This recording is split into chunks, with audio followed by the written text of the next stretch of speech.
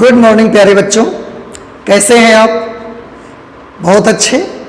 उम्मीद करता हूं कि आप बहुत अच्छे होंगे और अपने एग्ज़ाम्स की तैयारी भी आप बहुत मन से कर रहे होंगे। ठीक है, तो आज मैथमेटिक्स में प्रोबेबिलिटी, जैसे कि आपको मालूम है कि प्रोबेबिलिटी हम लोग स्टडी कर रहे हैं और प्रोबेबिलिटी में पिछली क्लास तक 13.2 एक्सरसाइज हम लोग सॉल्व कर चुके हैं। आज हम एक्सरसाइज 13.3 का इंट्रोडक्शन पढ़ेंगे। प्रोबेबिलिटी में एक्सरसाइज 13.3 के इंट्रोडक्शन में मेनली हमें दो चीज़ें ही पढ़नी हैं। एक चीज़ तो हमें पढ़नी है संपूर्ण प्रायिकता का प्रमेय, संपूर्ण प्रायिकता का प्रमेय, थ्योरम ऑफ टोटल प्रोबेबिलिटी, और दूसरी चीज़ आपको मेनली जो पढ़नी है वो है बेज की प्रमेय, जिसे आप अंग्रेजी में बेज थ्योरम भी कहते हैं। तो एक्सरसाइज 13.3 के इंट्रोडक्शन में ये दो चीज़ें मेनली हमको स्टडी करनी है। पर अगर ये दो चीज़ें आपको अच्छे से समझना है ना, तो इसके लिए एक बात आपको समझना बेहद ज़रूरी है। तो सबसे पहले उसी को पढ़ेंगे और वो है partition of a sample space. किसी प्रतिदर्श समष्टि के विभाजन क्या होते हैं?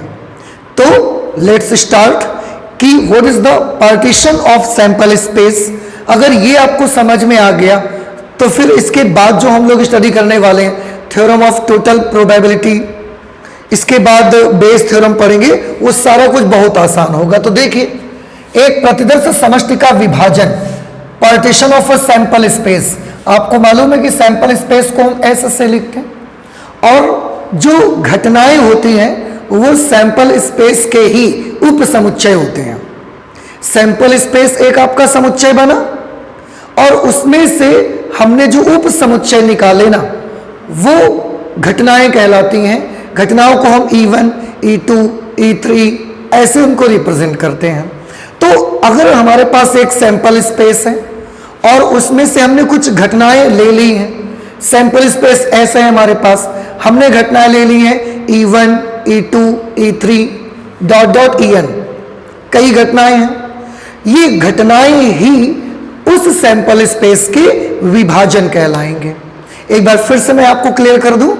मान लिया कि हमारे पास एक सैंपल स्पेस ऐसा है, घटनाएं सैंपल स्पेस के ही उप समुच्चयों को कहा जाता है। तो सैंपल स्पेस से मैंने उप समुच्चय बनाए, उनको ही हमने घटनाएं बोला। घटनाओं को E1, E2, E3 dot En से हमने रिप्रेजेंट किया। अब ये जो घटनाएं हैं ना, ये घटनाएं ही सैंपल स्पेस की विभाजन कहे जा सकते हैं, उनके पार्टीशन कहे जा सकते हैं। लेकिन घटनाओं को किसी भी सैंपल स्पेस S की घटनाओं E1, E2, E3 dot En को हम उसके विभाजन कहेंगे। इसके लिए कुछ शर्तें हैं। वो शर्तें अगर वो घटनाएं फुलफिल करेंगी तो हम उन घटनाओं को उस सैंपल स्पेस के पार्टीशन कहेंगे, नहीं तो हम उन घटनाओं को सैंपल स्पेस के पार्टीशन नहीं कह पाएंगे। ठीक है, तो देखिए क्या लिखा गया है। घटनाएं E1, E2, E3 dot En, ये घटनाएं हैं, प्रतिदर्श समष्टि S के विभाजन को निरूपित करती हैं यदि पहली शर्त यह है कि EI intersection EJ is equal to 5। E मतलब घटना, I और J का कोई भी नंबर हो सकता है। I और J की वैल्यू कोई भी नंबर हो सकती है, 1, 2, 3, 4, 5, 6, कोई भी नंबर हो सकता है। जैसे हम इसकी जगह 2 लिख दें, इसकी जगह 3 लिख दें, I2 इंटरसेक्शन I3। हम इसकी जगह कुछ भी लिख दें, 1 लिख दें, इसकी जगह 6 लिख दें, I1 इंटरसेक्शन I6। तो I और J ना कोई भी नंबर हो सकता है।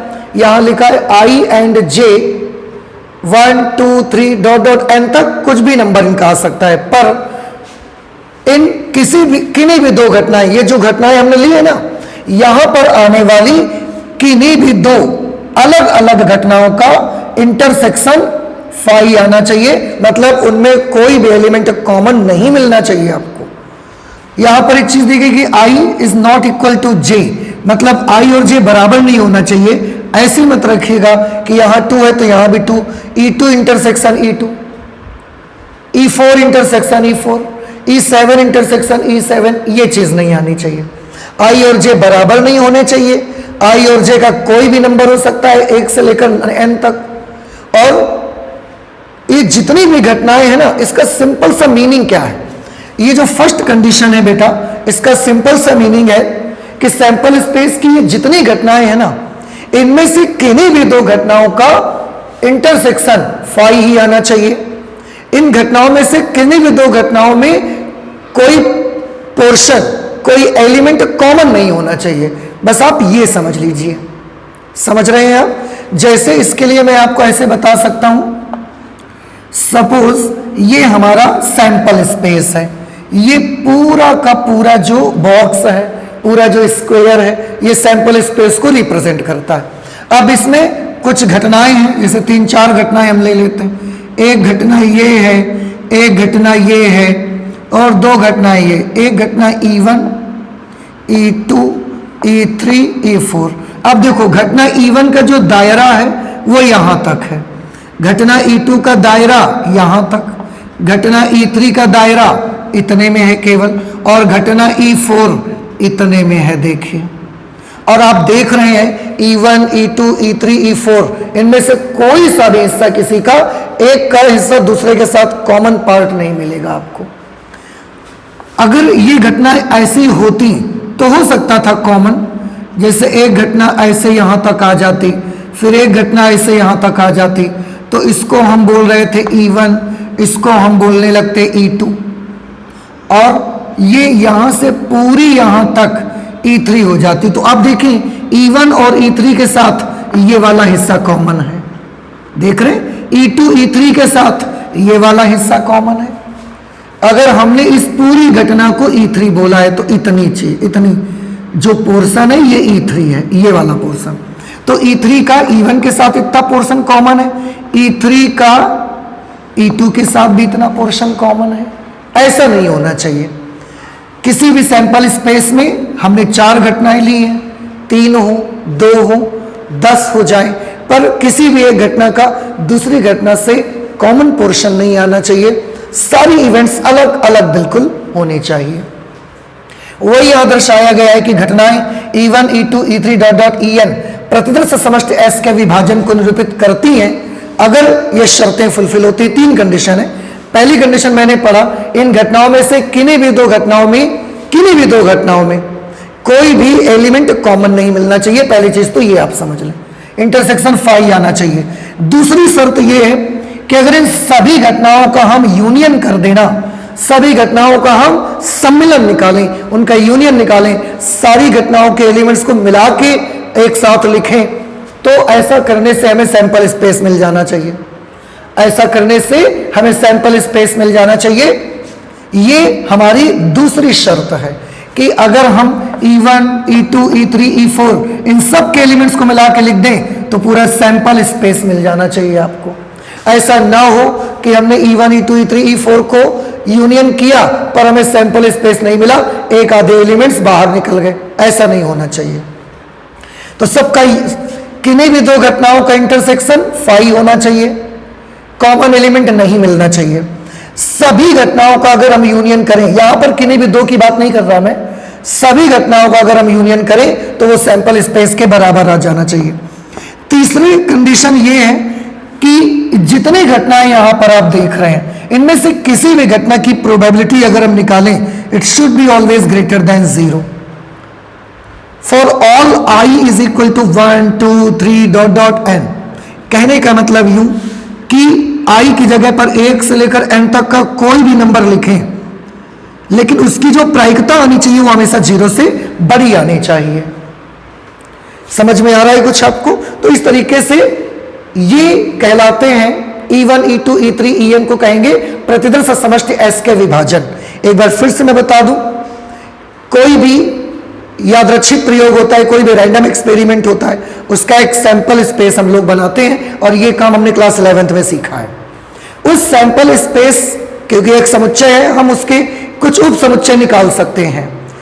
किसी भी सैंपल स्पेस के जो उप समुच्चय होते हैं, उसके जो सबसेट्स होते हैं, उनको हम उस सैंपल स्पेस की घटनाएं कहते हैं।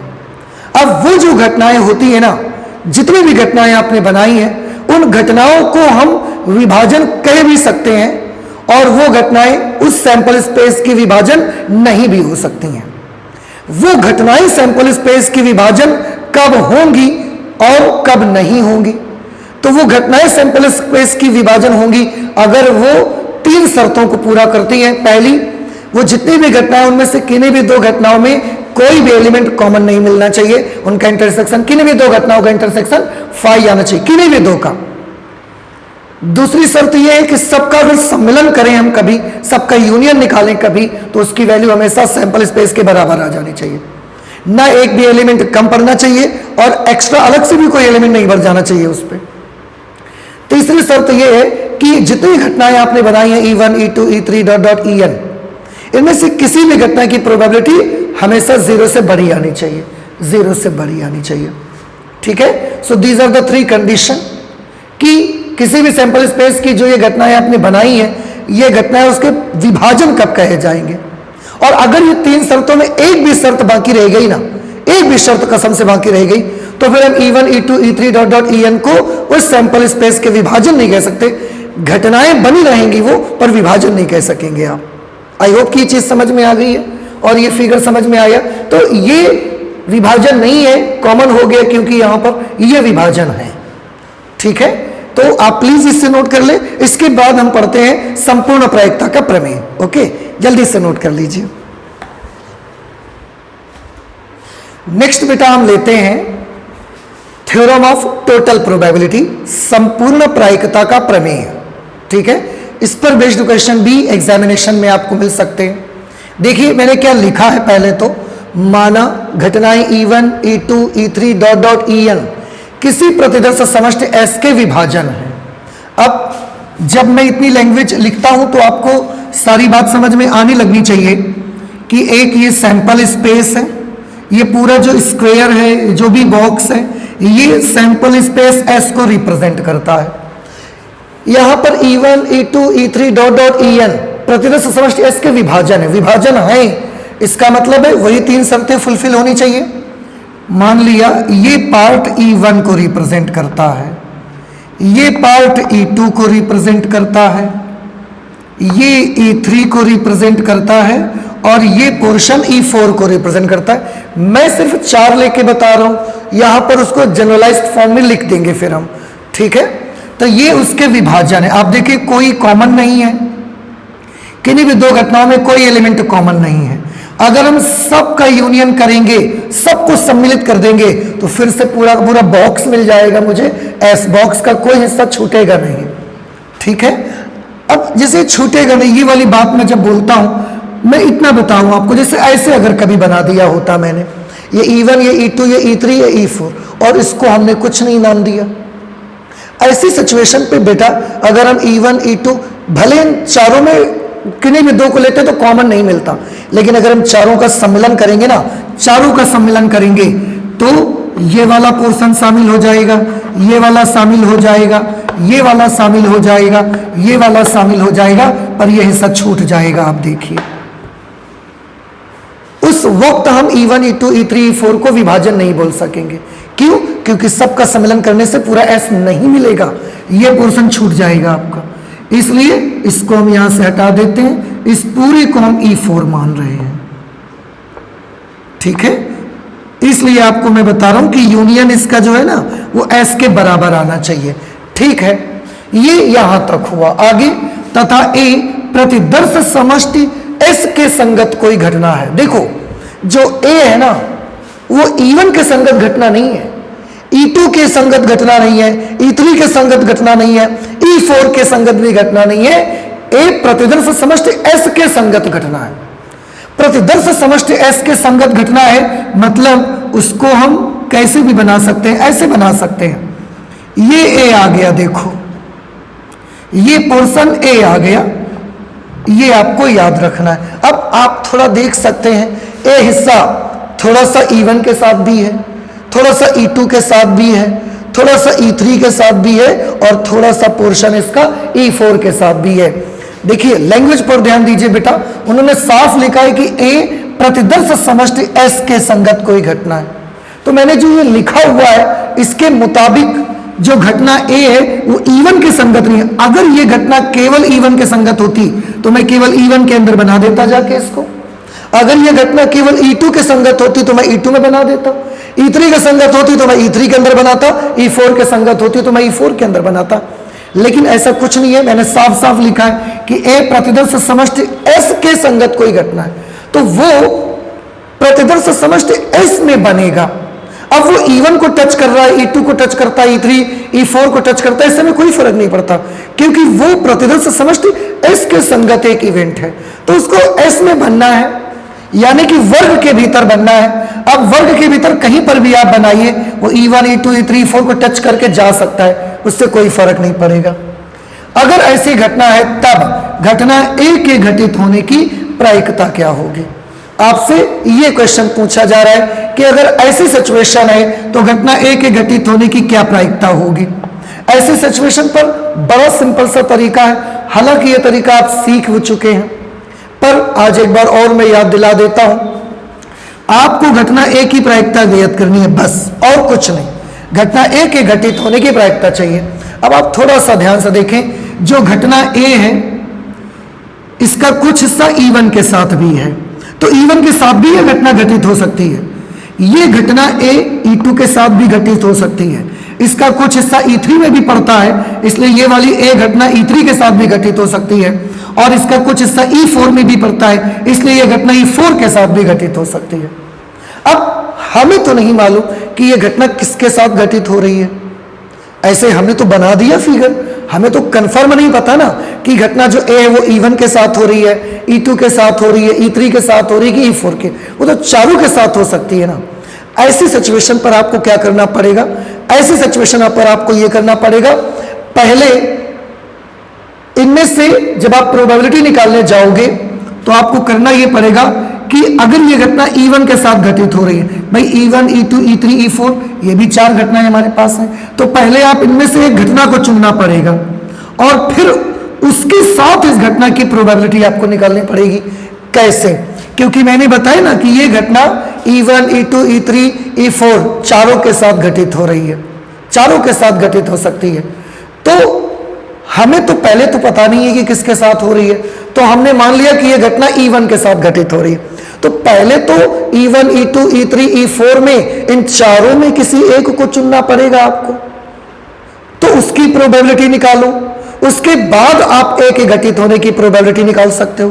तो अगर मान लिया कि पहले वो E1 के साथ हो रही है, तो E1 की होने की प्रायिकता पहले निकालो, उसके बाद अब हम ए की प्रायिकता निकालेंगे। लेकिन अब जब हम ए की प्रायिकता निकालने जाएंगे तो ये बात आपको पता हो गई है कि घटना E1 घटित तो हो चुकी है, अब ए की प्रायिकता निकालो, तो उसके लिए हमने सिंबल बनाया probability of A upon E1।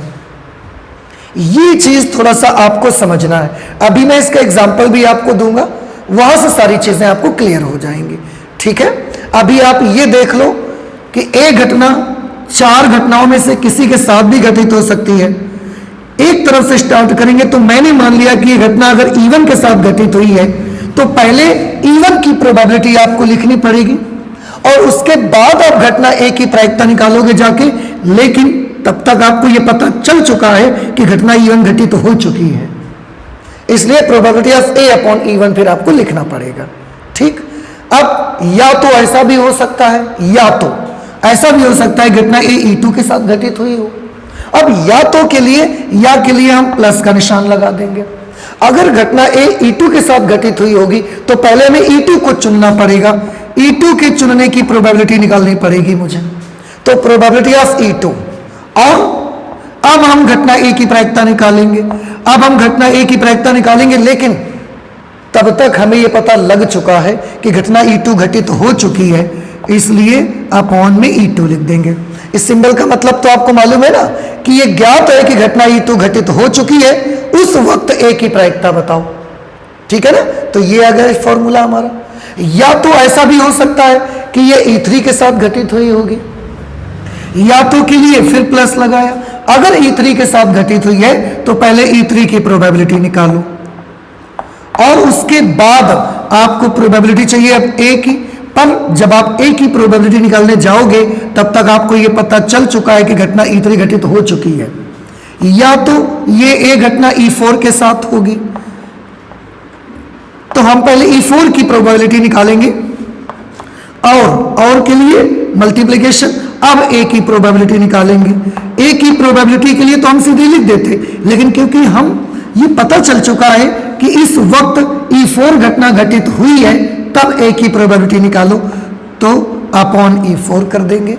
इस तरीके से इसको प्रतिदर्श समष्टि के संगत अगर कोई भी घटना ए है तो उसके घटित होने की प्रायिकता आप इस तरीके से निकालोगे। घटनाएं और अगर 5 होती 6 होती तो वहां तक हमको इसको लिखना पड़ता।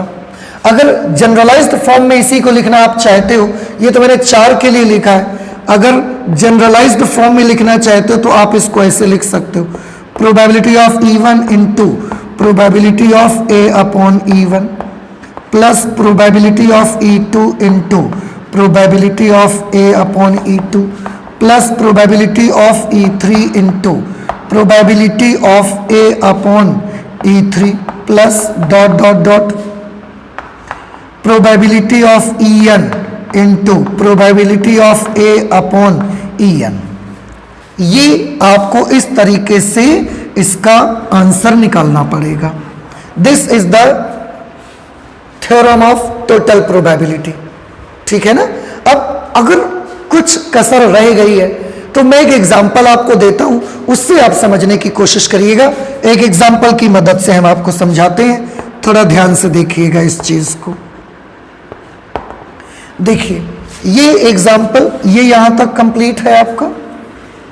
अगर इसमें कोई कसर है तो मैं यहां समझाता हूं। जैसे मान लिया मेरे पास 2 बॉक्सेस हैं, एक बॉक्स ये है या थैले हैं 2 मान लिया मैंने, एक थैला ये है एक थैला ये है।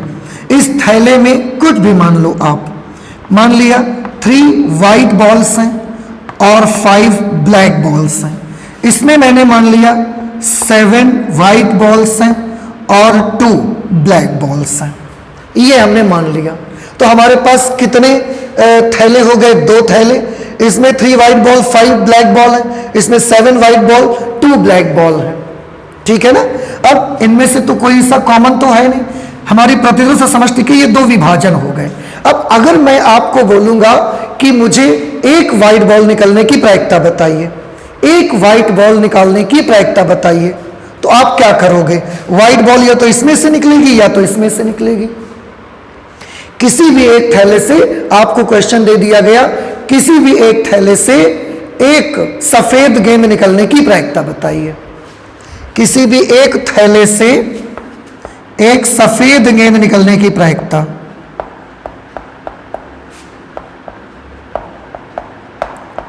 किसी भी एक थैले से एक सफेद गेंद निकलने की प्रायिकता, ये आपसे पूछा गया। ये हमारा क्वेश्चन है। 2 थैले दिए गए और किसी भी एक थैले से एक सफेद गेंद निकलने की प्रायिकता आपसे पूछी गई। देखो बेटा, सफेद गेंद इसके पास भी है, सफेद गेंद इसके पास भी है। अब आप में से कुछ बच्चे ये सोच सकते हैं कि इससे सफेद गेंद निकलने की प्रायिकता कितनी होगी? 3/3 + 5 8, तो 3/8। इससे सफेद गेंद निकलने की प्रायिकता होगी 7/9। अब सफेद गेंद या तो इससे निकलेगी या तो इससे निकलेगी, तो या के लिए प्लस कर दो और सॉल्व कर लो तो आंसर आ जाएगा। कुछ बच्चे ऐसा भी सोच रहे होंगे कि सारी बॉल्स को आप जोड़ दीजिए, तो 5 3 8 2 10 और 7 17, टोटल बॉल्स है 17। व्हाइट बॉल्स कितनी है? 3 and 7 10, तो 10 ऊपर लिख दो, ये व्हाइट बॉल्स की प्रोबेबिलिटी आ जाएगी। पर मेरे बच्चों, मैं आपको ये बता दूं कि ये दोनों ही तरीके भाई गलत हैं। अगर आप भी ऐसा सोचते हैं तो ये दोनों ही तरीके गलत हैं, ऐसा नहीं हो सकता। समझ रहे हैं उन्होंने क्या बोला? पहले ये देखो, किसी भी एक थैले से, किसी भी एक थैले से एक सफेद गेंद निकलने की प्रायिकता। तो जब आप सफेद गेंद निकालने जाओगे ना, पहले आपको थैला चुनना पड़ेगा कि कौन सा थैले से आप निकालेंगे। कुछ मेरी बात समझ में आ रही है आपको? उन्होंने बोला किसी भी, अगर प्रॉपर ये बोल देते कि पहले थैले से सफेद गेंद निकलने की प्रायिकता बताओ, तो हम आपको बता देते 3/8। अगर बोल देते कि दूसरे थैले से सफेद गेंद निकलने की प्रायिकता बताओ, तो हम आपको बता देते 7/9।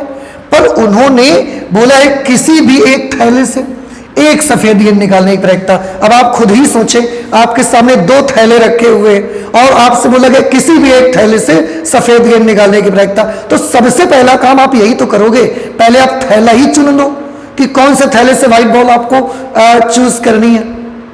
समझ रहे ना, पहले आपको थैला ही चुनना पड़ेगा कि हम पहले थैले से सफेद गेंद निकालें कि हम दूसरे थैले से सफेद गेंद निकालें। तो सबसे पहला काम आपका थैला चुनना ही हो जाएगा। और चाहे ये कर रहे हो या ये कर रहे हो, थैला चुनने में किसी में ध्यान नहीं दे रहे हो आप।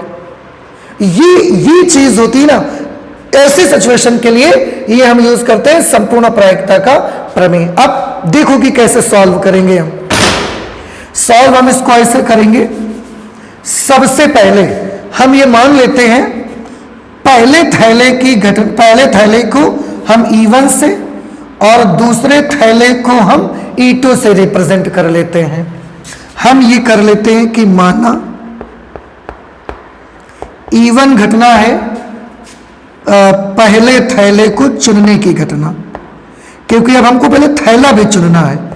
पहले थैले को चुनने की घटना, ठीक। और E2 हम मान लेते हैं दूसरे थैले को चुनने की घटना, दूसरे थैले को चुनने की घटना। तो पहले थैला चुनेंगे तब बात बनेगी। E1 है पहले थैले को चुनने की घटना, E2 है दूसरे थैले को चुनने की घटना।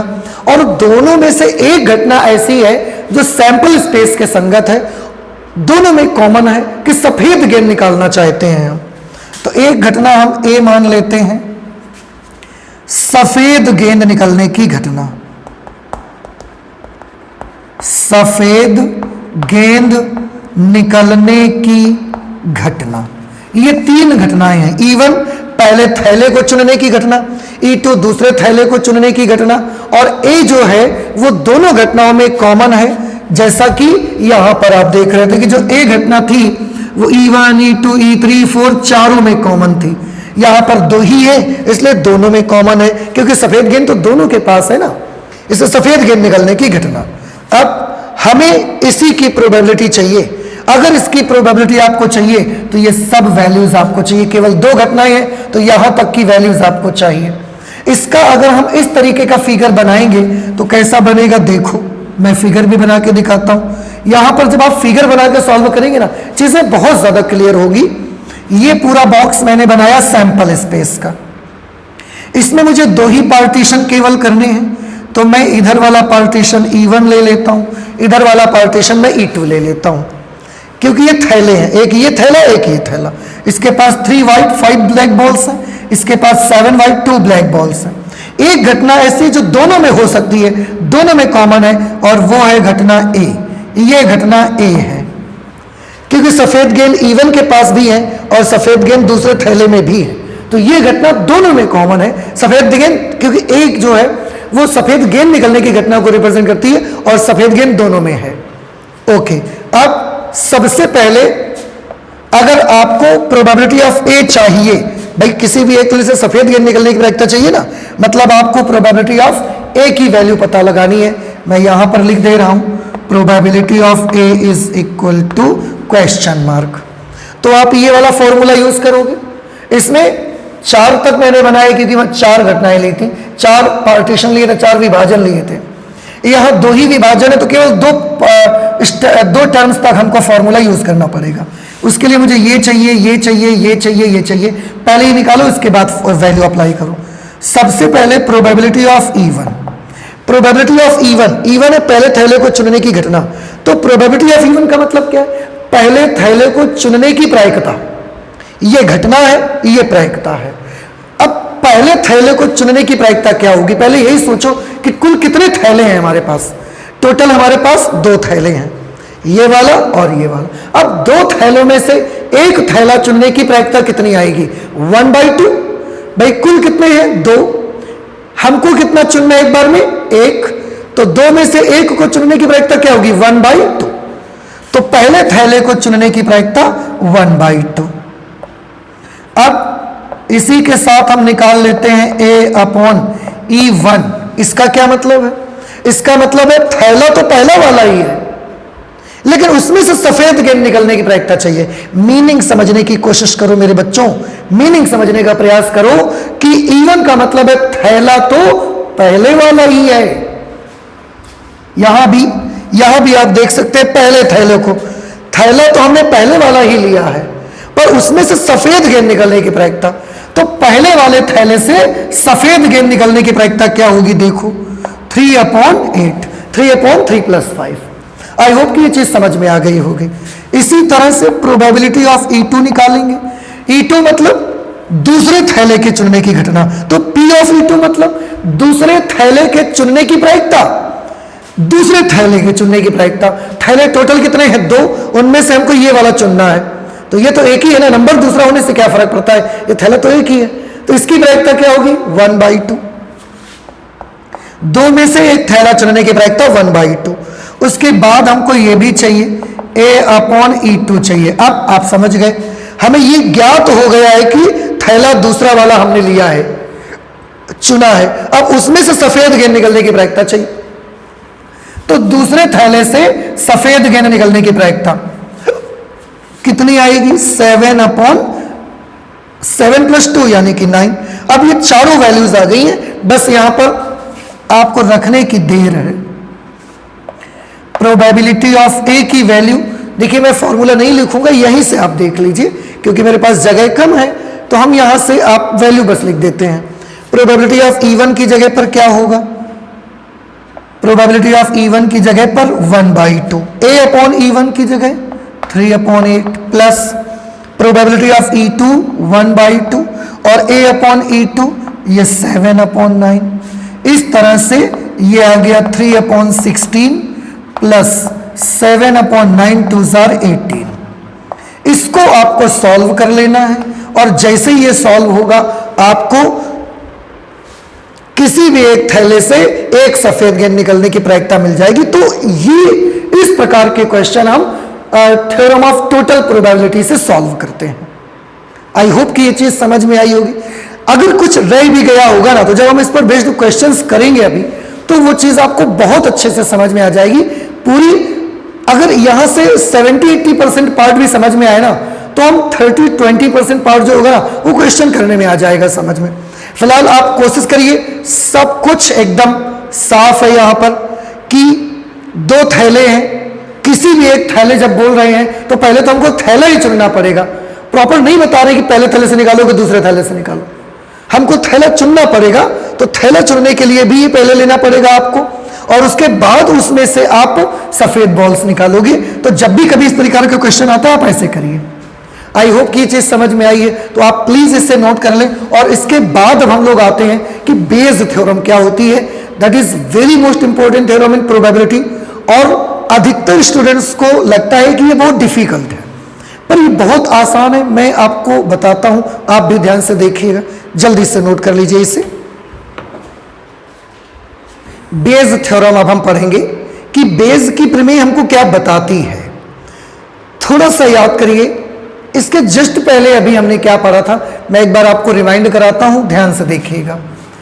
मेरे पास एक सैंपल स्पेस है, और उस सैंपल स्पेस S के 4 विभाजन मैंने बनाए थे, E1, E2, E3, E4, E1, E2, E3 और E4। और A प्रतिदर्श समष्टि S के संगत एक घटना है। ये घटना है प्रतिदर्श समष्टि S के संगत। तो इस घटना की प्रायिकता आपने कैसे निकाली थी, याद करिए थोड़ा सा।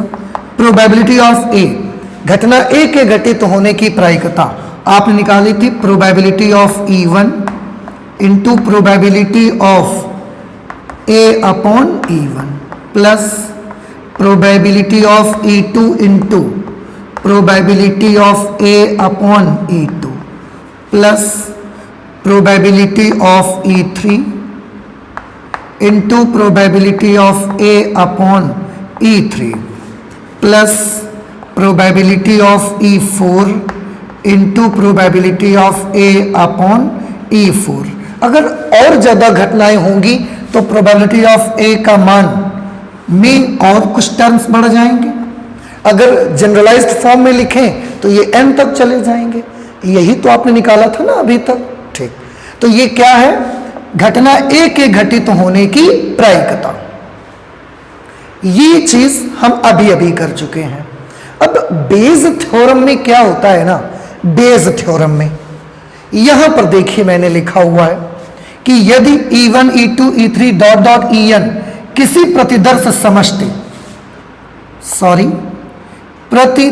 समष्टि S के विभाजन है। अगर ये विभाजन है तो तीन शर्तें हैं, वो आपको अब याद है।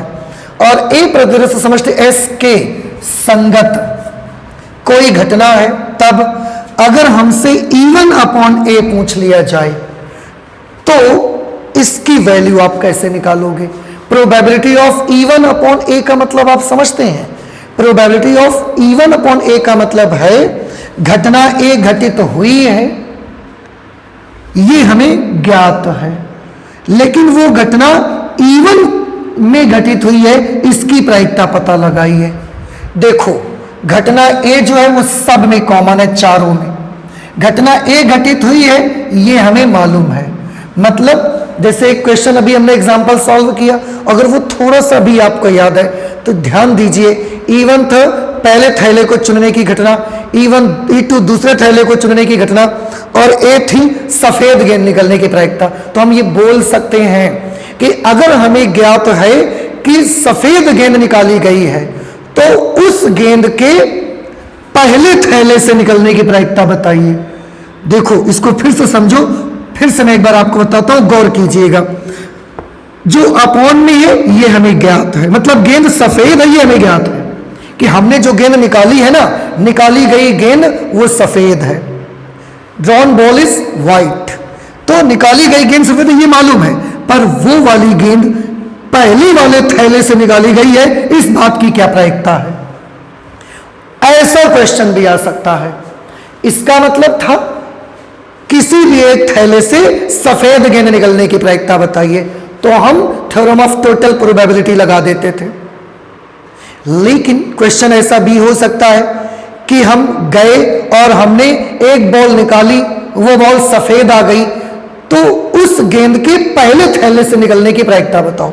या ये भी पूछ सकते हैं कि उस गेंद के दूसरे थैले से निकलने की प्रायिकता बताओ। फिलहाल ये जो केस है इसमें अगर बता दिया जाए कि घटना A घटित हुई है तो वो घटना E1 में घटित हुई है, इस बात की क्या प्रायिकता होगी उसको इससे प्रदर्शित करेंगे। वो घटना E2 में घटित हुई है, इस बात की प्रायिकता probability of E2 upon A से रिप्रेजेंट करेंगे। ऐसे E3 upon A, E4 upon A, कुछ भी हमसे पूछा जा सकता है। आई होप कि समझ में आया होगा ये। उस एग्जाम्पल से अगर देखेंगे तो हमें ज्ञात है कि निकाली गई गेंद सफेद है, तो उस सफेद गेंद के पहले थैले से निकली है, वो जो व्हाइट बॉल निकली हुई है वो पहले थैले से निकली है, इस बात की क्या प्रायिकता होगी? तो उसको हम ये सिंबल देंगे, क्योंकि यहां पर कंडीशनल प्रोबेबिलिटी आ गई। एक चीज हमें ज्ञात है और दूसरे की प्रायिकता हमको चाहिए, तो ये कंडीशनल प्रोबेबिलिटी आ गई, और ऐसे सिचुएशन पर हमको इसकी वैल्यू निकालनी हो सकती है। तो अब इसकी वैल्यू कैसे निकालेंगे? आप देखो इसका फॉर्मूला आपने याद होगा। Probability of A upon B को कैसे लिखते थे? Probability of A intersection B upon probability of B। इसको कैसे लिखेंगे? Probability of E1 intersection A upon probability of A। अब probability of E1 intersection A की वैल्यू क्या होगी यह भी आपको बताया गया है। Probability of E1 intersection A को हम लिख सकते हैं probability of E1 into probability of A upon E1।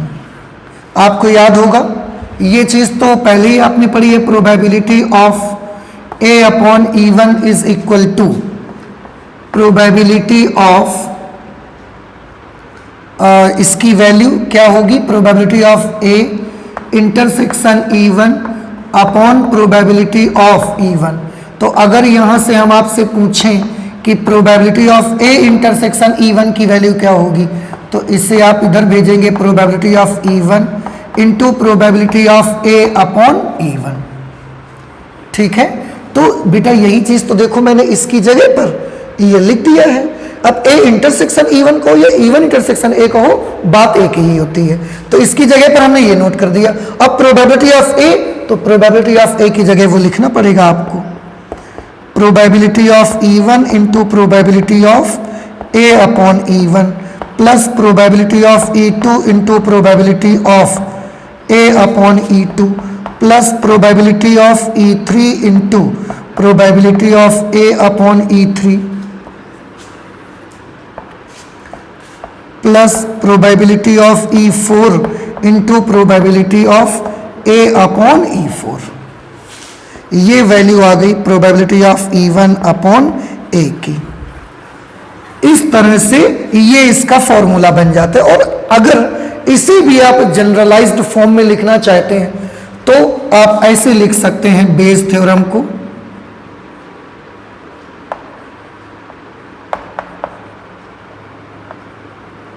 आप लिख सकते हैं probability of EI upon A is equal to, कोई भी नंबर हो सकता है, E1, E2, E3, यहां पर कोई भी नंबर हो सकता है। आप उस वक्त ये लिख सकते हैं probability of EI into probability of A upon EI upon probability of EI into probability of A upon EI plus probability of EJ into probability of A upon EJ। ऐसे ही आगे तक आप जा सकते हैं लिखते लिखते। जितने टोटल विभाजन होंगे, 1 2 3 4 विभाजन है तो नीचे 4 पद बनेंगे, 2 विभाजन है तो 2 ही पद बनेंगे। जितने विभाजन होंगे नीचे उतने टर्म्स आएंगे। और अब आप देखिए बेस थ्योरम आप खुद देख लीजिए, कोई नई थ्योरम नहीं है। E1 अपॉन ए को हमने ये लिखा, इसकी वैल्यू हम जानते हैं और ये हम थ्योरम ऑफ टोटल प्रोबेबिलिटी से निकाल चुके हैं। तो जैसे इसको लिख देंगे बस यही बेस थ्योरम बन जाती है। तो Bayes theorem is not any new theorem, you know about this. बस आपको ना थोड़ा सा डीपली इसको समझना है और जैसे ही आप इसको डीपली समझ गए, आपको समझ लीजिए इससे रिलेटेड सारे क्वेश्चंस लगाने तुरंत आ जाएंगे, कोई प्रॉब्लम नहीं होगा। ठीक है, तो आई होप कि ये चीज आपको समझ में आई है। अब इसकी चीजें और ज्यादा क्लियर होंगी जब हम इस पर बेस्ड कुछ क्वेश्चंस करेंगे। तो आप प्लीज इससे नोट करिए, इस पर आधारित कुछ सवाल लगाते हैं सबसे पहले, तो चीजें ज्यादा क्लियर होंगी। ठीक है, जल्दी से नोट कर लीजिए। हाँ, एक छोटी सी चीज और मैं आपको बता दूं, जैसे कोई भी घटना है, कोई भी घटना अगर E है और उसकी पूरक घटना, आप जिसको याद होगा E डैश से लिखते थे, U माइनस E से निकालते थे। कोई भी घटना और उसकी पूरक घटना, ये दोनों ही जैसे कोई घटना E तथा उसकी पूरक घटना कॉम्प्लीमेंट्री इवेंट, जिसे आप E डैश से लिखते हैं। कोई घटना E तथा उसकी पूरक घटना E डैश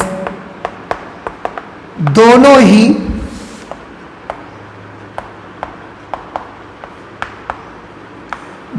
ही प्रतिदर्श समष्टि S के विभाजन हैं।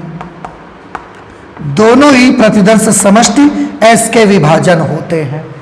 जैसे हमने मान लिया ये पूरा सैंपल स्पेस है ये, अब इसमें किसी घटना का होना और उस घटना का ना होना, कोई घटना होगी तो वो एक अलग इवेंट है, अगर वो नहीं हो रही है तो वो यहां लिखी जाएगी। ये घटना होने का पोर्शन है, तो बाकी जो बचेगा वो घटना ना होने का ही तो बचेगा बेटा। आप फिर से देखिए, अगर ये बॉक्स मैंने बनाया है, इसमें इतना हिस्सा मैंने रिजर्व कर दिया है घटना होने के लिए कि घटना होगी तो यहां लिखा जाएगा, तो ये वाला पोर्शन फिर किसके लिए बचेगा आप खुद बताइए। वो उसी के लिए तो बचेगा, घटना नहीं होगी तो फिर वहां जाएंगे हम। और अब आप देखें क्या दोनों में कुछ कॉमन है? Answer is no. दोनों का यूनियन करने से एस मिल जाएगा, यह भी सही है। दोनों की प्रायिकताएं शून्य से ज्यादा होंगी, यह भी सही है। इसलिए क्या हम ये कह सकते हैं कि कोई घटना का होना ई और उसका ना होना ई डैश दोनों ही एक सैंपल स्पेस के विभाजन होते हैं? ठीक है, तो किसी घटना ई का होना और उसकी पूरा घटना ई डैश यानी कि उसका ना होना दोनों ही प्रतिदर्श समष्टि एस के विभाजन होते हैं, ये भी आपको याद रखना। अब इस पर एक दो क्वेश्चन लगाएंगे, चीजें तब ज्यादा क्लियर होंगी आपको। ठीक है, आप प्लीज इससे नोट करिए, इस पर बेस्ड हम क्वेश्चन सॉल्व करके आपको दिखाते हैं। ठीक है, नोट कर लीजिए। सबसे पहले हम लोग एग्जांपल नंबर 15 सॉल्व करेंगे। ठीक है, मैं पढ़ता हूं, आप भी ध्यान से देखिएगा।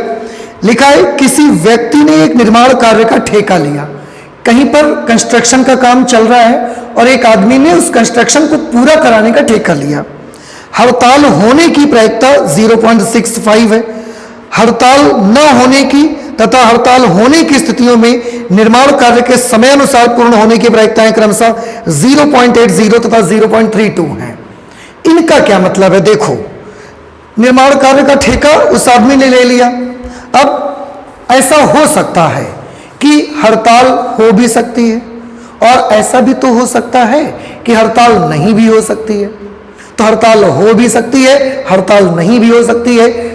आपको मैं बताऊं, यही दो बन गए सैंपल स्पेस के विभाजन, ई और ई डैश, हड़ताल का होना और हड़ताल का ना होना। ठीक, अभी पढ़ लेते हैं, फिर मैं करके दिखाता हूं आपको। फिर लिखा है, हड़ताल न होने की दशा में तथा हड़ताल होने की दशा में निर्माण कार्य के समय से पूरा होने की प्रायिकता 0.80 0.32 है। मतलब समझे बेटा, मतलब ये कि अगर हड़ताल नहीं हुई, अगर काम के दौरान हड़ताल नहीं हुई तो काम के समय से पूरा होने की प्रायिकता 0.80 है। लेकिन अगर हड़ताल हुई तो काम के समय से पूरा होने की प्रायिकता 0.32 है। ये इसका मतलब है। मतलब हड़ताल हो या हड़ताल ना हो, काम समय से पूरा होने की प्रायिकताएं दोनों कंडीशन में आपको दी गई हैं। अब उन्होंने पूछा निर्माण कार्य के समय अनुसार पूर्ण होने की प्रायिकता ज्ञात करें।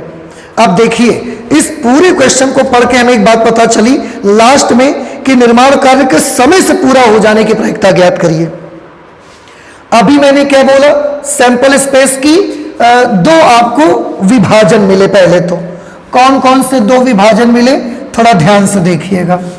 ये मैंने एक सैंपल स्पेस बना लिया, ये सैंपल स्पेस ऐसा है, इसके केवल दो विभाजन हैं, एक है ई और दूसरा उसकी पूरा घटना ई डैश है, जिसमें से हमने माना जो घटना ई है वो क्या रिप्रेजेंट करती है? हड़ताल होने की घटना। हड़ताल होने की घटना। आप चाहें तो E1 E2 भी मान सकते हैं, कोई फर्क नहीं पड़ेगा। हम E1 E2 मान लेते हैं, इसको E1 मान लो और इसको E2 मान लो। पर याद रहे, E1 हड़ताल होने की घटना है और E2 हड़ताल ना होने की घटना है। E2 हड़ताल ना होने की घटना है, ना होने की घटना। पर इन दोनों घटनाओं में एक चीज बेटा है जो कि कॉमन है। कौन सी चीज कॉमन है? वो है काम का समय से पूरा होने की घटना। वो दोनों में कॉमन है। हड़ताल है तो भी काम समय से पूरा चाहिए, हड़ताल नहीं हो रही है तब तो काम समय से पूरा चाहिए ही चाहिए। इसको हम मान लेते हैं ए मान लेते हैं। तो ये तीसरी घटना हमें मिली, कार्य का समय से पूर्ण होने की घटना। कार्य समय से पूर्ण होने की घटना। ये तीन घटनाएं यहां पर मानी जाएंगी, जिसमें से E1 और E2 सैंपल स्पेस के विभाजन बनेंगे। क्यों? क्योंकि ठेके में हड़ताल हो भी सकती है, हड़ताल नहीं भी हो सकती है, पर काम समय से पूरा होना एक ऐसी घटना है जो दोनों में कॉमन हो सकती है। हड़ताल होते हुए भी काम समय से पूरा हो सकता है, हड़ताल न होते हुए भी काम समय से पूरा हो सकता है। तो ये घटना ए बनेगी आपकी। अब आपको क्या चाहिए, क्वेश्चन पढ़िए, पहले पता लगाइए। सबसे लास्ट लाइन में पढ़ूंगा, लिखा है निर्माण कार्य के समय से पूर्ण होने की प्रायिकता ज्ञात करिए। निर्माण कार्य के समय से पूर्ण होने की प्रायिकता ज्ञात करिए। इसका मतलब आपको पता लगाना है कार्य के समय से पूर्ण होने की घटना को किससे लिखेंगे, ए से, और इसी चीज की तो प्रायिकता चाहिए, प्रोबेबिलिटी ऑफ ए हमको चाहिए। अब देखो कि यहां पर ए अपॉन समथिंग नहीं आएगा, क्यों? क्योंकि कुछ दिया ही नहीं है। सीधे सीधे उन्होंने पूछा कि निर्माण कार्य समय से पूर्ण हो जाए, बस इस बात की प्रायिकता बताओ। क्या ज्ञात है क्या नहीं ज्ञात है हमको कोई मतलब नहीं है, जब दिया जाएगा तब देखेंगे। अभी तो फिलहाल कार्य समय से पूर्ण हो जाए, बस इसी बात की प्रायिकता आप बता दो, तो प्रोबेबिलिटी ऑफ ए चाहिए। अब आपको नहीं लगता कि ऐसी कंडीशन पे, ऐसे चित्र में, ऐसी कंडीशन पे हमको थ्योरम ऑफ टोटल प्रोबेबिलिटी का यूज कर लेना चाहिए? आपको खुद लग रहा होगा, ठीक है। अच्छा, तो थ्योरम ऑफ टोटल प्रोबेबिलिटी में क्या आएगा, इसको थोड़ा सा ध्यान दीजिए। प्रोबेबिलिटी ऑफ ए के लिए क्या फॉर्मूला उसमें बना था, probability of E1 into probability of A upon E1 plus probability of E2 plus probability into probability of A upon E2, ठीक है। अगर आपको प्रोबेबिलिटी ऑफ ए चाहिए तो ये फॉर्मूला आपको यूज करना है, और अगर ये फॉर्मूला यूज करना तो इतनी वैल्यूज आपको चाहिए, ये निकाल लो, इस पर रख दो, आ जाएगा आंसर। इसे हम एक क्वेश्चन नंबर 1 मान के छोड़ देंगे। इन क्वेश्चंस में, चाहे वो थ्योरम ऑफ टोटल प्रोबेबिलिटी का क्वेश्चन हो या वो बेस थ्योरम का क्वेश्चन हो, ऐसे क्वेश्चन में ना सबसे पहले हम फॉर्मूला लिख लिया करेंगे। आप जानते हैं उससे में बेनिफिट क्या होता है? उससे बेनिफिट होता है कि जब हम फॉर्मूला लिख लेते हैं तो हमें दिखता है सामने कि कौन कौन सी चीजें हमें निकालनी है, और फिर उसके साथ सॉल्यूशन करना बेहद ईजी हो जाता है। तो आप मुझे यही चीजें निकालनी है। तो सबसे पहले मैं निकालूंगा probability of E1। Probability of E1 मतलब E1 क्या है? हड़ताल होने की घटना। तो प्रोबेबिलिटी ऑफ E1 का मतलब है हड़ताल होने की प्रायिकता। इसके बाद हमको निकालना पड़ेगा प्रोबेबिलिटी ऑफ E2, हड़ताल ना होने की प्रायिकता। इसके बाद हमको चाहिए होगा A अपॉन E1, और इसके बाद हमको चाहिए होगा probability of A upon E2, एक एक करके हड़ताल होने की प्रायिकता। देखिए लिखा हुआ है हड़ताल होने की प्रायिकता। पूरा क्वेश्चन पढ़ेंगे, एनालाइज करेंगे, आपको मिलेगा कि हड़ताल होने की प्रायिकता 0.65 है। हड़ताल होने की प्रायिकता है 0.65। तो बेटा प्रोबेबिलिटी ऑफ E2 क्या है? हड़ताल ना होने की प्रायिकता। अब थोड़ा सा याद दीजिए, थोड़ा सा ध्यान दीजिए कि हड़ताल होने की प्रायिकता अगर ये है तो हड़ताल ना होने की प्रायिकता क्या होगी? एक में से इसको आंसर करके निकाल लो।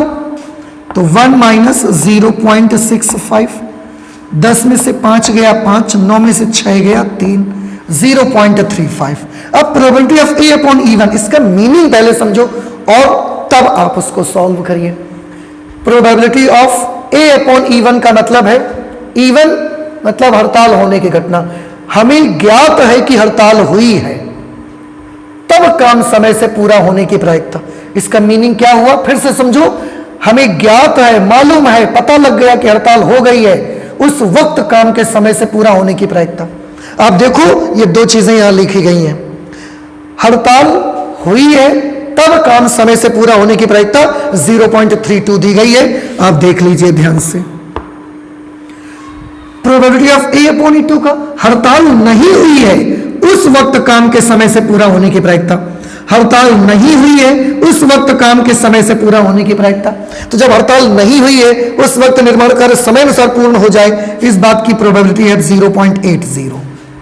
सारी चीजें हमें मालूम है, हमको प्रोबेबिलिटी ऑफ A चाहिए, इसलिए समीकरण 1 से probability of A is equal to, हम दोबारा नहीं लिखेंगे, इसमें वैल्यू लिखेंगे। प्रोबेबिलिटी ऑफ E1 को क्या लिखा जाए? 0.65। A अपॉन E1 की वैल्यू, A अपॉन E1 की वैल्यू है 0.32 प्लस प्रोबेबिलिटी ऑफ E2 की वैल्यू क्या है? 0.35, और probability of A upon E2 की वैल्यू है 0.80। अब इसको भी मल्टीप्लाई करो, इसको भी मल्टीप्लाई करो, और फिर दोनों को ऐड करो। इसको मल्टीप्लाई करो, 2 पंचे 10, 2 छंग 12 और 1 13, 3 पंचे 15, 3 छंग 18 और 1 19, 8 9 1 10 1 1 2 2 2 4 अंक पे दशमलव, प्लस इसका मल्टीप्लिकेशन करोगे तो 0, 8 पंचे 40, हाथ से लगे 4, 8 त्रिका 24 और 4 28, 1 0 ये, फिर 8 पंचे 40, 8 त्रिका 24, 4 28, 2 2 4 अंक पे दशमलव। सॉल्व कर लोगे तो ये 0, ये 8, ये 0 और 8 8, ये 2 और 2 4। दिस इज द प्रोबेबिलिटी कि कार्य समय से पूरा हो जाए, इस बात की प्रायिकता आएगी 0.488। एंड आई होप कि ये क्वेश्चन कैसे किया गया है इसका भी आइडिया आपको मिला। ठीक है, अगर कभी कोई प्रॉब्लम आती है, कुछ भी प्रॉब्लम आपको लगती है, कोई भी बात आपको लगती है कम समझ में आई है, तो आप प्लीज कमेंट बॉक्स में कमेंट कर सकते हैं हमको, तो हमें पता चलेगा कम से कम कि आपको क्या प्रॉब्लम आ रही है, और फिर उसको दोबारा क्लियर करने की पूरी कोशिश की जाएगी। ठीक है, ओके, ये हमने किया क्वेश्चन नंबर 15। अब हम एक क्वेश्चन करेंगे बेस थ्योरम पर बेस्ड, जो कि एग्जाम्पल नंबर 16 में होगा। तो एग्जाम्पल 16 सॉल्व करेंगे। तो अगर किसी भी छोटी मोटी प्रॉब्लम के लिए कोई चीज आपको लगी है कि आपको नहीं समझ में आई, तो प्लीज आप जरूर मुझे बताइएगा। ओके, एग्जाम्पल नंबर 16 देखिए, मैं पढ़ रहा हूं और इसको आजू बाजू में मैं इसलिए लगा रहा हूं ना, ताकि आप देखो कि थ्योरम ऑफ टोटल प्रोबेबिलिटी कब यूज हो रही है और बेस थ्योरम कब यूज हो रही है, इसको देखने का प्रयास करें, ताकि मन में दोनों के बारे में अलग अलग छपे जो चीजें हैं क्लियर हो आपको कि कब ये लगाना है, कब बेस थ्योरम लगानी है। मैं क्वेश्चन पढ़ता हूं, आप ध्यान से सुनिए। लिखा है 2 थैले फर्स्ट और सेकंड दिए गए हैं, 2 थैले आपको दिए गए हैं। देखो, थैले 1 में 3 लाल 4 काली गेंदें, जबकि थैले 2 में 5 लाल और 6 काली गेंदें हैं। किसी एक थैले में से यादृच्छया एक गेंद निकाली गई है जो कि लाल रंग की है। 2 थैलों में से कोई भी एक थैले से हमने एक गेंद निकाली और वो गेंद लाल रंग की निकली है, तो इस बात की क्या प्रायिकता है कि यह गेंद थैले दूसरे से निकाली गई है। अब इतना क्वेश्चन पढ़ने के बाद आप सभी को एक आइडिया मिल जाना चाहिए कि मैं फिर से बता देता हूं, क्वेश्चन में है कि 2 थैले हैं फर्स्ट और सेकंड। थैला जो फर्स्ट है उसमें 3 लाल और 4 काली गेंदें हैं, थैले सेकंड में 5 लाल और 6 काली गेंदें। एक्चुअली एक एग्जाम्पल भी बेटा हमने ऐसा लगाया था, आपको दिया था। आगे लिखा किसी एक थैले में से, हमें नहीं पता कौन से थैले में से लेना है, दोनों में से कोई एक थैला लेना है, तो सबसे पहले तो थैला ही चुनना पड़ेगा हमको।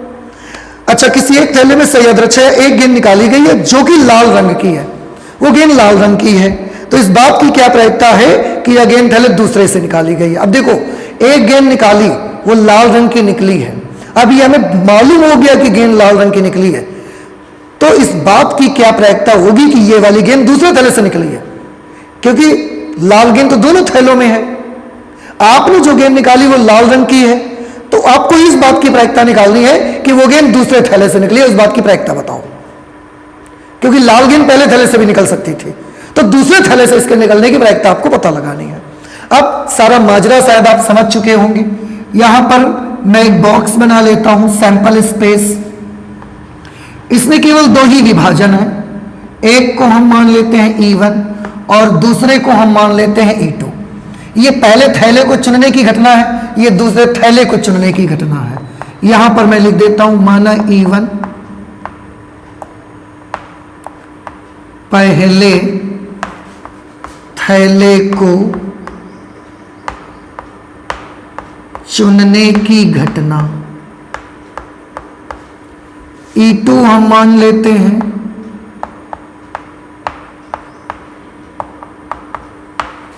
दूसरे थैले को चुनने की घटना। ठीक, अब एक घटना ऐसी होगी जो दोनों में कॉमन होगी, और वो है लाल गेंद का निकलना, क्योंकि लाल गेंद इसके पास भी है, लाल गेंद इसके पास भी है, तो लाल गेंद तो दोनों में से किसी से भी निकल सकती है। उस घटना को हमने ए मान लिया, वो दोनों में कॉमन है। घटना ए है लाल गेंद का निकलना, ये घटना हमारी ए हो गई, जो कि दोनों E1 और E2 विभाजनों में कॉमन होगी। ये सैंपल स्पेस के संगत घटना है, इसका जिक्र हम लोग कर रहे थे। अब सबसे पहले मैं ये पता लगाना चाहूंगा कि मुझे ज्ञात क्या करना है। मुझे ज्ञात क्या करना है, सबसे पहले तो मैं ये देखूंगा, लिखा है किसी भी एक थैले से यादृच्छिक गेंद निकाली गई है जो कि लाल रंग की है। निकाली गई गेंद लाल रंग की है, तो इस बात की क्या प्रायिकता है कि यह गेंद थैले 2 से निकाली गई है। अब देखो, हमको ज्ञात करना है, ज्ञात करना है। अब आप समझ रहे होंगे, आपको जो प्रोबेबिलिटी मालूम करनी है उसमें से ये मालूम करना है कि निकाली गई गेंद लाल रंग की है, ये हमें मालूम है। गेंद का लाल रंग का होना ये हमें मालूम है, मतलब ए हमें पता है। तो ये लाल रंग की गेंद दूसरे थैले से निकली है, इसकी प्रायिकता चाहिए आपको, यानी कि E2 की प्रोबेबिलिटी आपको चाहिए, E2 की प्रोबेबिलिटी। फिर से निकाली गई गेंद लाल रंग की है, ये बात हमें पता हो चुकी है। तो ये वाली जो लाल गेंद है वो दूसरे वाले थैले से निकली है, इस बात की प्रायिकता बताओ। तो probability of E2 upon A हमको ज्ञात करना है। अब आप देखो, यहां पर आपको केवल और केवल प्रोबेबिलिटी ऑफ A ज्ञात करना था, कोई चीज ज्ञात नहीं थी। आप थोड़ा सा देखें, आपको लगे कि आपने लिख ही दिया है, आप पढ़ के देख लो। निर्माण कार्य के समय से पूर्ण होने की प्रायिकता ज्ञात करिए।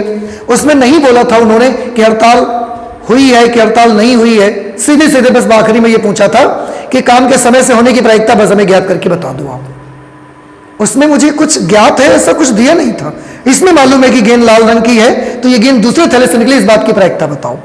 अब इसका फॉर्मूला हम क्या होगा, मैंने पहले भी बोला इन क्वेश्चंस में मैं सबसे पहले सूत्र लिख दिया करूंगा, उससे मुझे ज्यादा आसानी होती है कि मुझे क्या क्या ज्ञात करना है, वो चीज मुझे मिल जाती है।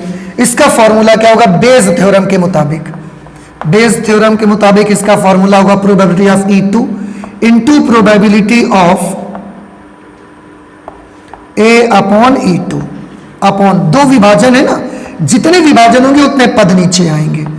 Probability of E1 into probability of A upon E1 plus probability of E2 into probability of A upon E2। और ये भी देख के हैरान ना हो कि जो चीज ऊपर लिखी जाती है ना, वो यहां पर आने वाले कहीं ना कहीं एक पद में जरूर मिलेगी आपको।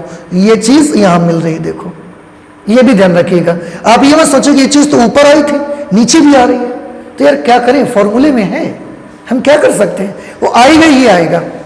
बस दो ही विभाजन है तो यही सूत्र लगेगा आपका। ओके, अब इतनी सारी चीजें ज्ञात करिए, इस पे रखिए, सॉल्व होके आपका आंसर आ जाएगा। सबसे पहले प्रोबेबिलिटी ऑफ E1 निकालेंगे, फिर निकालेंगे प्रोबेबिलिटी ऑफ E2, फिर निकालेंगे probability of A upon E1 और फिर ज्ञात करेंगे probability of A upon E2।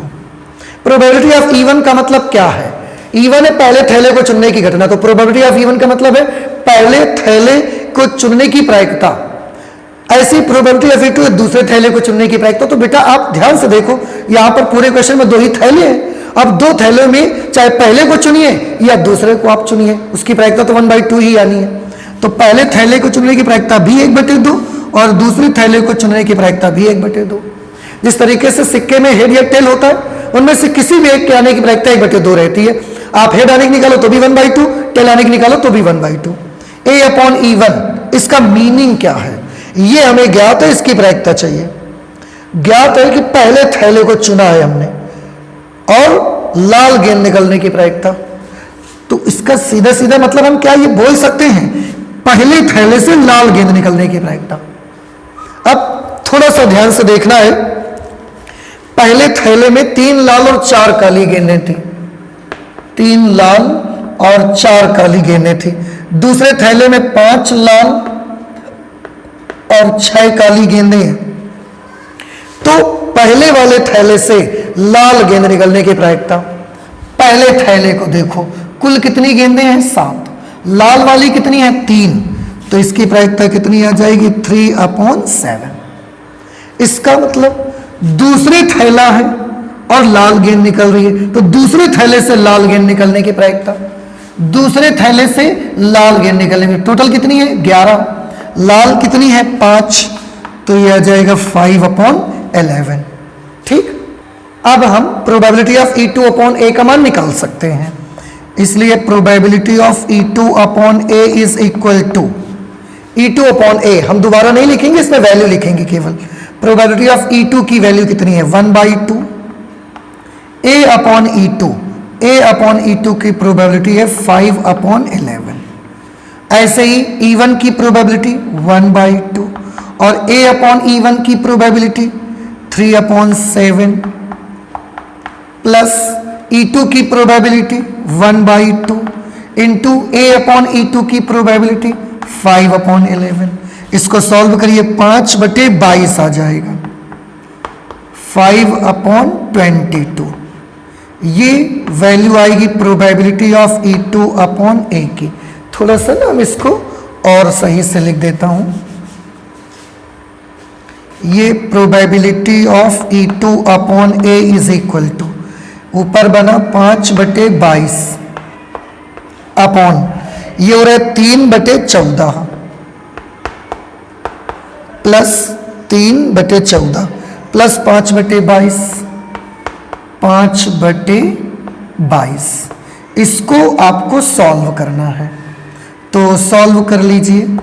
ये 5/22, 22 और 14, इसका एलसीएम आपको लेना पड़ेगा। 22 और 14 का एलसीएम, 2 7 11 फिर 7 11, 77 दूना 154, 154 एलसीएम आएगा। 14 से डिवाइड करेंगे 11 बार में कटेगा, 11 तियां 33, 22 से भाग देंगे 7 बार में कटेगा, 7 पंचे 35। ठीक, इस तरह से ये 5/22, इसको सॉल्व करिए।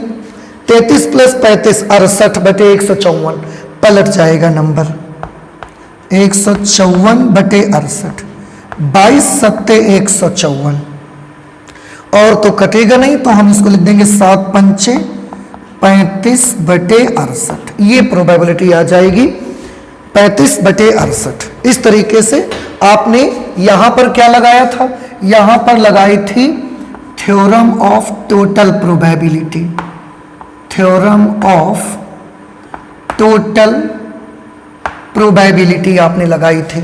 और आपने यहां पर कौन सी थ्योरम लगाई है, तो आंसर है कि यहां हमने लगाई है बेज थ्योरम। ठीक है ना।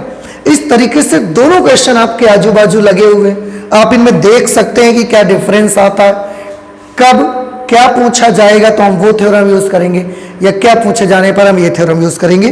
तो ये हमने क्वेश्चन किया है, क्वेश्चन नंबर 16। इस पे एग्जाम्पल में टोटल 21 क्वेश्चन है, आप भी कोशिश कर सकते हैं। आज हम लोग अभी एग्जाम्पल 16 तक लगाएंगे, अगली क्लास में हम लोग 16 से आगे के एग्जाम्पल से सॉल्व करेंगे। ठीक है, तो आज हम मैथमेटिक्स में इतना ही रखते हैं, चलते हैं, मिलते हैं अगली क्लास में। Thank you.